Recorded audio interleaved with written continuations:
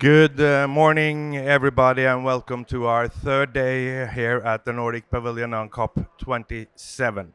And welcome also to the audience that follow us online. Every morning at the Nordic Pavilion, we'll take a closer look at the future, how we will build, eat, cook, invest, and live if we were to meet the 1.5-degree target. What changes need to be made, and how will they impact our everyday lives? The future starts with the decisions we make today. So join us as we draw up the lines of life in the world of tomorrow. In this talk, which we arranged in collaboration with BLOXHUB and the Copenhagen Institute for Futures Studies, we will explore how we can create a regenerative world that works within the planetary boundaries and ecological systems. And to elaborate on that, we have invited Joe De Silva, Global Director of Sustainable Development at RUP, and Nikolai Sveistrup, Associate Partner at Copenhagen Institute for Future Studies. And Nikolai, I'm going to start with you because what I want to know, and I guess our audience as well, what does it mean to regenerate? Well, it's a question that is very big. To regenerate for me means that we have to have a new mindset of how we are thinking of the way we are living. How are we living and the coexistence with the nature? So we need a shift in our mindset. Well, as I can see in a lot of discussion here at the COP, we have this new focus that we are a part of the nature. We are not besides looking into the nature, using the nature, we are part of the nature. And that is why it is not good enough when we go and try to reduce the impact we have on the nature. We have to look in a way to be positive in the participating living together with nature. You and your organization are very focused on regeneration, and you also have this campaign called Regenerate Now. Why is this so important to BLOXHUB and SIFs? Well, it's very important for us because we are looking into a lot of goals now where we try to reduce our impact to get this below 1.50 degrees, but we have to go beyond sustainability. Sustainability for me is that we just do a little bit better or do a little less harm, but we have to do it in a positive way if we should survive this because right now all the figures is going the wrong way. Uh, Joe De Silva, before we get down to the specifics about Regenerate, could you give our audience here a short introduction to ARUP? Because, I mean, you guys have done great work and you've been around since 1946, I think. But what kind of organization are you? Yeah. I, th- Oh. I think we need another microphone for. Oh, sorry about that. It's okay. Arup is a private organization. It's a business, but it's a very unusual business. We were founded by a Dane called Ove Arup in 1946, and we're an engineering, design, planning consultancy firm specializing in urban development and infrastructure. We've got 18,000 people globally, and what's unique is we're owned by ourselves. So we have no third-party shareholders, and our mission in life is to make a better world. And what are your thoughts on the regenerative perspective of this? So my role in Arup is as Global Sustainable Development Director. As a firm, we've put sustainable development at the heart of everything we do. And our near-term milestone is 2030 and the Sustainable Development Goals. But they are a milestone on the journey of where we need to get to. And where we need to get to is a regenerative future.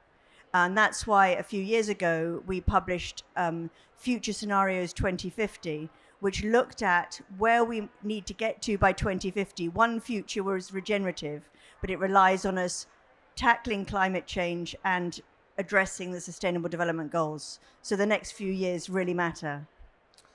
Nikolai, I know earlier on you had actually said that we need to evolve.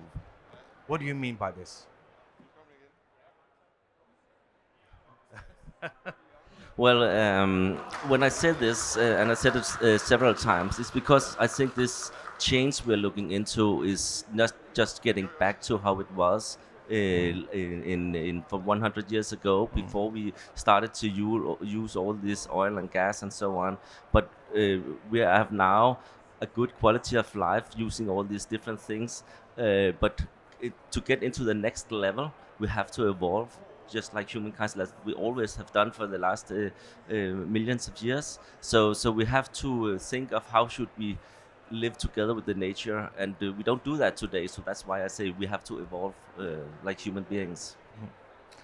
Why are Arup, as you state yourself, going a step further than sustainability? I mean, most people think that sustainability is good enough, but you want to go beyond that. Yeah, no, absolutely. Arup, the business we're in, and all businesses rely on natural resources.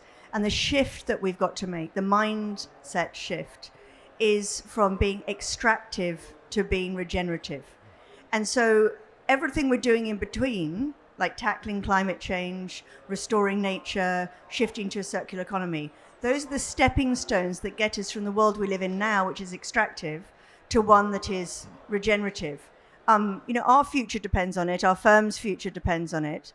But also, what we find is that it's really important to look at a longer term horizon. So much of the wrong that exists in the world is due to short termism. And the regenerative agenda is the long-term sustainability agenda. And it encourages us to think beyond next year, the next 3 years, the next 10 years, to actually right towards 2050 and right out to the end of the century. And, just to share a personal perspective, I realized about 10 years ago that I was going to be the same age my father was when he died in 2050. And so 2050 suddenly became real for me. In the summer, my brother had a rather late life baby who is 3 months old. And I look at her and realize she's not even going to be the age my mother is at the end of the century. And so we need to be able to, we want to imagine the world our children, our grandchildren, and for me, my niece grow up in. And that's why it's so important, because it's about getting to people's hearts about where they want the future to be. And if the world can collectively imagine a better future, we have much more chance of creating it. The regenerative perspective is also about cities. Why do cities play such a vital part in this? What sickness? Cities. Cities. Oh, yes. Yes. Yeah. I couldn't hear what you're saying. Yes, cities is for us right now. We still see people moving into the cities, and right now, the concentration of people is a problem, but it's also the solution. So cities are a part of the problem because it's where we are concentrated all our emissions and so on. But it's also there because we are so concentrated that we can make the solutions. Because right now the amount of people in the cities are raising like this, and they've been building new cities all over the world. So we have to think the way we are using the cities we already got, but also as very important for Arab and other people who are building the cities, all the new cities that's building around the world. We have to think them in a new way instead of just building the old way.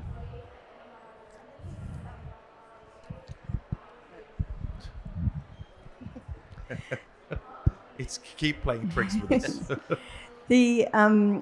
I think one thing we really have to remember is that in the history of human civilization and human history generally, we are relatively new at living in cities.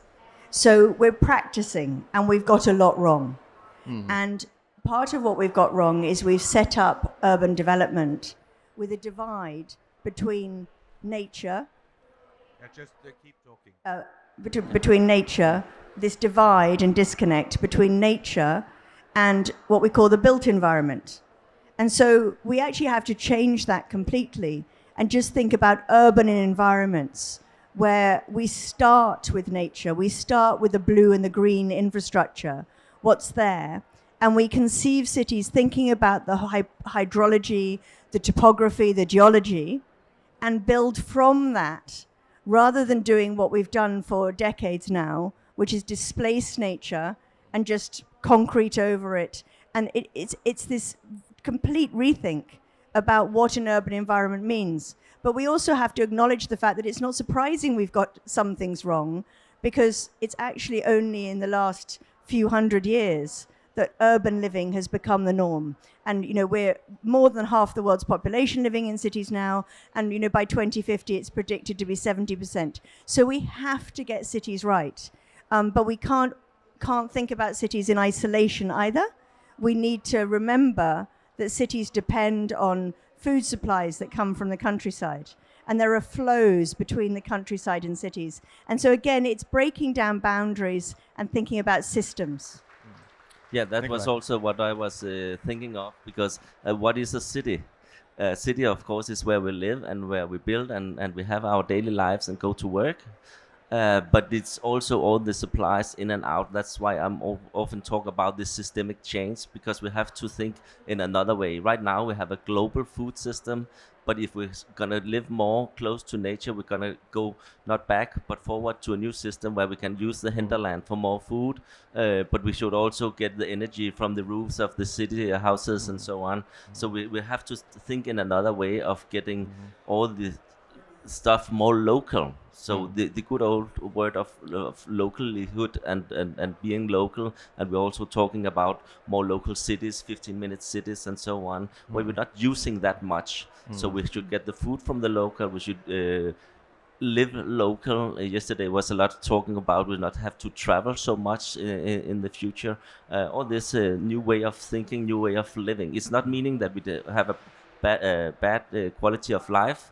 The goal is still having a good life, but we have to change of what is good. It sounds to me like an enormous task to make this change, because looking at cities today, it's concrete, steel and glass. How do we actually change those buildings, the structures that are there in a regenerative perspective? I always talk about the fact we're on a journey. We're not going to achieve everything overnight. But just changes that are significant. If you go back 5-10 years, if anyone came to Arup and wanted us to help design a headquarters building, their expectation was it was steel and glass and very tall. Now we're working with progressive clients like Google, and what they want is mass timber construction. In Germany, we've done 8-9-story buildings in timber. So, timber as a material is a way forwards, but it's not going to meet everyone's requirements. It's not going to meet the whole construction need in the world. And a lot of the materials that we need to build are already extracted. They're already locked up in buildings. And we don't use our buildings well. A lot of buildings are empty for large parts of the day. In every city in the world, there are empty buildings. And so building utilization is another just stepping stone on the journey. And so when we looked at this, we started with the planetary boundaries. You mentioned them when you began, and they are so important. They are the limits to growth. They are the limits to what we can do on this planet.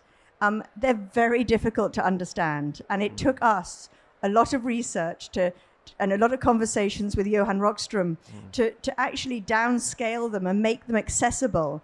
And we produced a publication called Planetary Boundary Cities, and we just tried to make it simple and saying, what are we doing now that is, against the planetary boundary and making it worse? And what are we doing that's doing the right thing? And if we start doing more and more of the right thing, the curve will change and we'll start heading towards that regenerative future. But we have to have, visions and pictures, and, encourage the creative professions, the architects, the filmmakers to make films of the future, not always these films that are about the end of the world. We want to have the films that are about what does a regenerative future look like, so that we can really aspire to get there. But how do you then go about changing this? I mean, you have customers, so you have to kind of influence them to make the right decision. How do you go about that? We're And very lucky in Arup because we have a very special team, our foresight team. And they are a group of individuals who are trained professionals and have the tools to think in a very methodological way about the future, thinking about future scenarios, collecting research on trends that we're on now and how those trends might converge or conflict, and therefore create alternative futures. Now, for a firm as big as ours, this is really important because the decisions that we're making today need to keep us on the right trajectory or put us on the right trajectory. And so it goes back to what I was saying earlier, that one of the shifts that we all have to make is just to have these longer term horizons. And so every decision we make today thinking, where's that going to lead us in a year, in 5 years, in 10 years? And is that going to lead us to the right place? And if it's not, we just shouldn't be doing it. Nikolai, when we have been talking to different people around here at COP, and one trend, if you like, that I listen into is that we need to stop building. Yes. What do you think? Is it? Yes. Is that the right path? Well, yes and no. Of course, we right now, when we look into this 2050, a lot of the houses that will be in 2050 is already here now. So when you look at 30 years back, it's only in the 90s and in the 1990s, and we old people, we know, we can remember that that's not so long ago. So that would not be so long to 2050.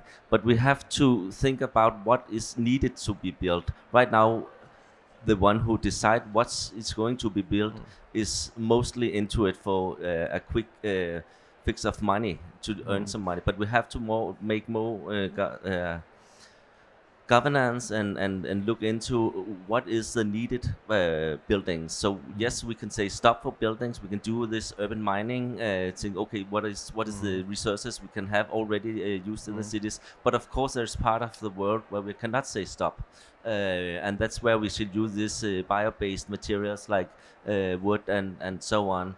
Where we can still do it, but do it with materials that are regenerative, that could go back in the natural system.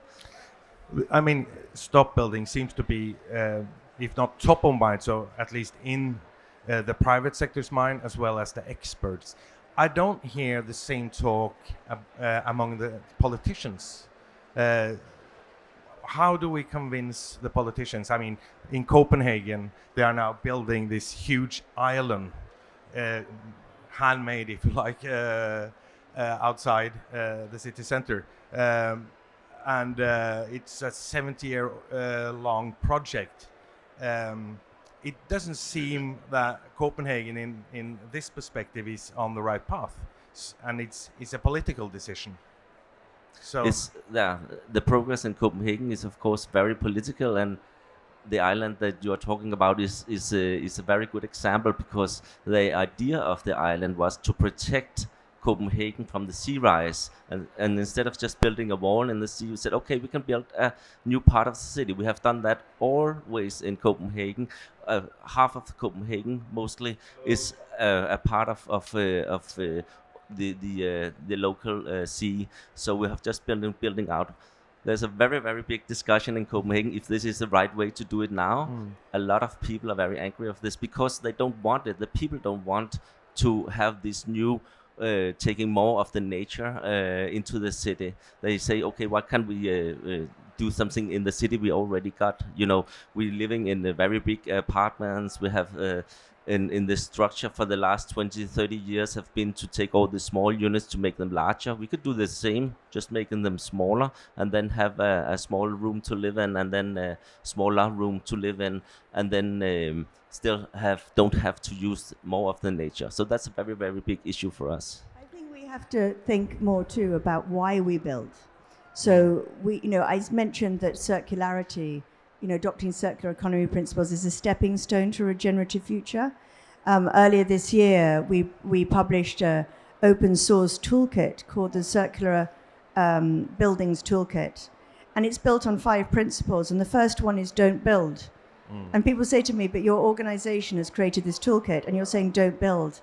And I say, we're saying don't build unless you absolutely have to. In Africa, we need to build. We need to build the cities in Africa in response to the massive increases in population that are happening and to raise the standard of living for the millions of people living in informal settlements. So in some places, it's absolutely necessary to build. But we also say that build for the long term, build efficiently. And so much of the building that we do at the moment is very inefficient. We're very conservative in terms of the factors we assume for materials, for loads. We could create buildings with much less materials, but we need to rethink our building standards. And we need, of course, to be bringing online all these new materials. And that's where there's really exciting things going on in biofabrication. You know, making materials out of mushrooms, mycelium, you know, which we've done some work on that. We've built the first mycelium house. It's, you know, it's 100% renewable. I'm not sure I'd want to live in it because it's not got windows and it's a dome shape, but it's a stepping stone on that journey. And we've also been working with another organization on mycelium acoustic panels for buildings. So it's the other thing that's important with buildings is realizing that the resources in a building, it's not just the building structure, it's also the facade and the building services, and they get replaced every 10, 20, 30 years. And we, you know, that's a shift we have to make if we're going to get to a regenerative future. But it's the final step is really changing the whole business models and everything we do, thinking, where do the resources come from? How do we retain those resources? And how do we give them back to nature or mine the materials and reuse? And, you know, it's the beginning of a journey of exploration, which every research organization on the planet should be working on. And every organization exploring what would the world look like if we moved in that direction. I was thinking that what we have been talking about now is the rural or the urban. Sorry, because I was going to the rural because I mean rural areas people move away from them. Is that also something that should be taken into the calculation, if you like, in the generative perspective, making people stay in the rural areas rather than move into the cities where we cause problems? People will go to places where they can meet their needs for shelter and water and sanitation and food. And mostly that relies also on jobs, employment or livelihoods. And, you know, a lot of the rural-urban migration is because life in rural areas has become too tough. The land has been denuded. And so regenerative agriculture is a really important and fundamental part of a regenerative future. You know, it's you know, people are moving to cities for survival, not because they're necessarily, you know, better places to be. And you know, we need to think of this as a whole, and get a better distribution of population. But all of it, whether it's urban planning or whether it's agriculture, needs to start with actual real care for nature, and realizing that we have to really nurture the land that we live on rather than deplete it, which is what we're doing at the moment. And the technical development right now is in most Western countries and all over the world is that we now can work remote. We can do things in a different way that we used to do, and we will also have another way of transport. So I also think that the city, the shape of the city will evolve, because you can live in a distance and work home 2 or 3, 4 days a week, and then come into some office, and that will also change the way we see where I want to live, what is important for me, my family, my house, and the nature around me, and also getting into how can I do something myself, growing my vegetables and so on. So I will think there will be a change in that. Yeah. I think that I feel I can see one of the many trends that's going on right now, or 2 of them, is that we can work remotely, and we also want to do something ourselves. We want to be a part of it. We want to take part as human beings. So I think that's going to be a big shift. The other thing that I'd like to mention that I think is also important is data and digital. You know, this is possible because we have the ability now to understand our planet in a way that we haven't been able to before. I was talking earlier this week to a wonderful organization called Restore, and they have developed a global platform for pooling information globally on where nature is being restored. So we can actually see how the cumulative benefit of what everyone's doing locally to restore the environment that we're in. And you know that's really important, because we can't just look at where deforestation is happening. We have to look at the positive side of it as well, and inspire people to do things in their locality. I firmly believe that we are very place-based people. I've worked in a lot of post-disaster situations due to natural hazards, where people have been displaced from where they come from. And you know, people have a deep connection with the land that they live in, the environment, the weather. That's stuff we grow up in as children, and we absorb that into our souls. And people lose that as they grow older. And we've created a world where we're always rushing around and traveling from A to B. And a big step on a regenerative nature is to make places, you know, localized and collectively owned by the people that live in them. And that's why, going back to the urban environments, the concept that's gained a lot of popularity recently is this 15-minute city. And of course, with COVID, we all experienced it during lockdown, that, you know, everything that you need, whether it's food or whether it's water or whether it's schools for your kids or whether it's a doctor, you should be able to access within 15 minutes walk or bicycle ride.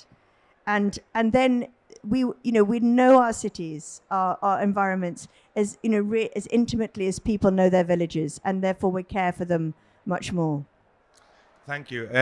We are actually running out of time. We could do this all day.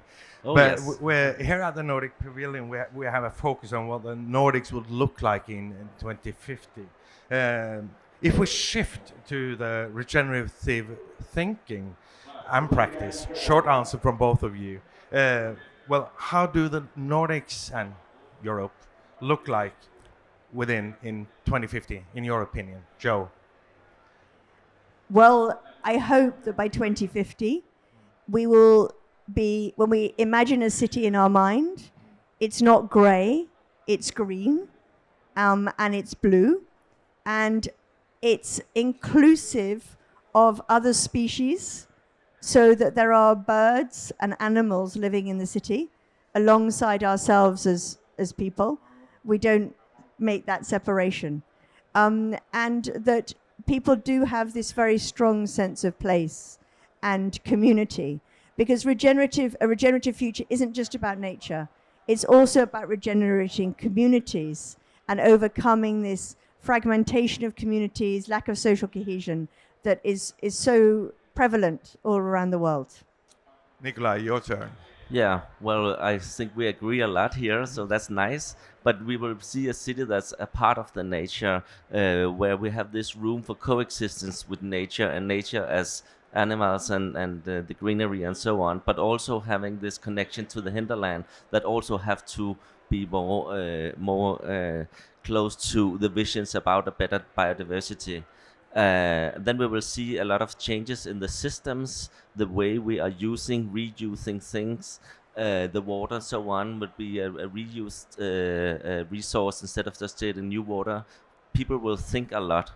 And I think the most important thing is that we will not have this human-centric way of looking at things, but a life-centric. So it's including the nature and the way we are living. Joe da Silva, Nikolai Sveistrup, thank you for being with us this morning. And to the audience out there, stay tuned, because we have more exciting events touching up on science and youth the rest of the day. So you're welcome to stay. Thank you, everybody, and give them a hand. Thank you.